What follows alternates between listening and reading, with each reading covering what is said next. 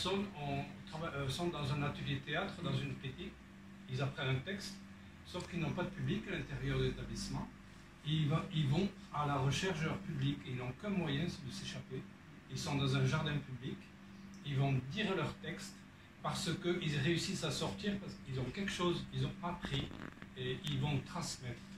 Et la personne qui va dire le conte au milieu du film, c'est vraiment ça que j'ai voulu mettre dans ce film. Un peu l'esprit. Si on a envie de quitter notre lieu de travail, le problème, c'est que vous ne donnez pas la possibilité de dormir quand vous êtes. Et voilà, il faut les trouver.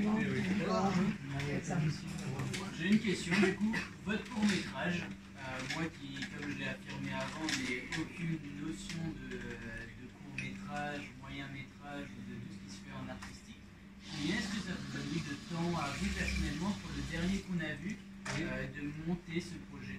Combien de temps ça vous a pris? 2 ans de traduction, parce que la traduction, je l'ai fait moi-même en m'aidant d'une dizaine de traducteurs de l'époque, Victor Hugo, Montaigu, enfin, certains contemporains. Cette traduction, c'est une traduction personnelle où j'ai essayé d'imaginer ce que moi je voulais dans l'expression cinématographique. C'est-à-dire, j'ai pris une phrase de l'un, une phrase de l'autre, j'ai fait cohabiter, j'ai vu, ok, ça fonctionne dans mon esprit, dans ce que je veux dire. Voilà. Les castings,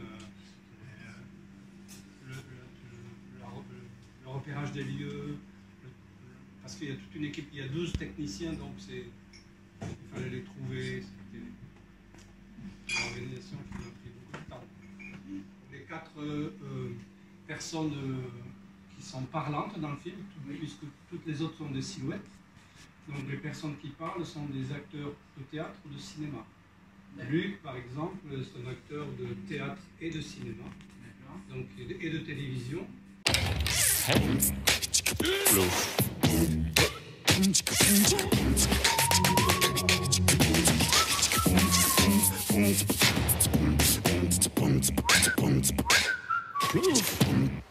Une bague glisse sur mon doigt comme un handicap. Peu importe la raison, je cacherai pas mon handicap. C'est mon pouvoir. Je le rendrai extraordinaire. Vous avez dit que c'était parti d'une écriture collaborative. Donc comment ça s'est passé concrètement? C'est parti des témoignages des personnes qui jouent dans le film, des gens que vous connaissiez. Comment ça s'est passé, le processus créatif? Le but, c'était sensibiliser, c'était un film un peu pédagogique, hein. Donc c'est pour sensibiliser tout public et notamment on a ciblé des jeunes et donc c'est pour... on avait quand même un but précis, c'est pas, comment dire, c'est pas faire, mais c'est pour vraiment informer, sensibiliser et surtout le mot qui revient très souvent, c'est qu'on a peur des personnes en situation de handicap, notamment psychique. Hein. Donc, voilà, d'aller vraiment assez directement sur cette question-là. Et c'est dans ce sens-là qu'on a commencé à écrire. Et là, c'est venu tous les récits vécus et qu'on a réunis. Et voilà, c'est venu petit à petit. Merci. C'est très pédagogique ce film-là, par rapport au premier et troisième film qui est beaucoup plus cinématographique. Hein. Tandis que ce court-métrage-là, c'était vraiment dans le but de sensibiliser et informer. D'ailleurs, on le diffuse au collège, au lycée et même à l'université. Et dès qu'il y a une occasion, on va utiliser ce film-là pour parler de handicap psychique. Mais leur maladie, elle se voit pas? Les gens disent que je vis aux frais de la princesse, parce que je ne travaille pas. Pourtant, je ne le fais pas exprès, je ne fais pas du cinéma. Et comment réagissent les adolescents, justement, là, quand vous allez à leur rencontre? Parce que c'est un handicap bien spécifique, le handicap psychique, on n'en parle pas souvent. Le handicap psychique, c'est assez vaste et large. Et comme vous connaissez très bien, le principe d'avoir peur, c'est quand on ne sait pas. Quand on ne connaît pas, qu'on n'a jamais rencontré, quand vous allez dans un endroit que vous n'avez jamais vu sur Internet, que vous y allez comme ça, tout le monde a ce côté primitif, on ne connaît pas et là, on a peur.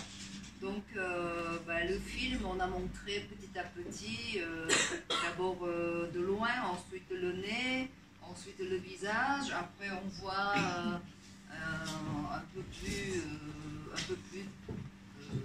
dans sa globalité. Et puis jeune fille qui témoigne que j'ai plus peur, donc c'est un processus pédagogique, donc ça fonctionne, et on explique, on accompagne. Ma passion est le cinéma. J'aime beaucoup aussi les sorties avec les collègues et l'atelier écriture qui me font le plus grand bien. Moi, j'ai tout mon propre rôle, c'est tout. Et je crois que je ne peux pas jouer autre chose, quoi. Mon handicap, je vois tellement que je suis obligé de jouer mon propre rôle. Maintenant, ce que j'aime pas, c'est quand on donne la possibilité aux valides de jouer un rôle d'handicapé, alors que... Alors qu'il y a des acteurs handicapés. Il y a des acteurs handicapés qui sont neutres, quoi. C'est pas trop normal, ça. Voilà, c'est tout. D'accord avec vous. Vous n'êtes pas assez nombreux. Voilà. Si vous avez des projets, pensez à moi aussi, parce que bon. Est-ce que tu as des projets quels sont tes prochains projets de film? Oui, j'ai des projets. Un long métrage. Non, il y aura un des premiers rôles. Voilà. D'accord. Il y a des projets aussi. Prenez un clip. C'est bien. Voilà, peut-être. Et c'est tout pour le moment. Je crois que c'est pas mal déjà.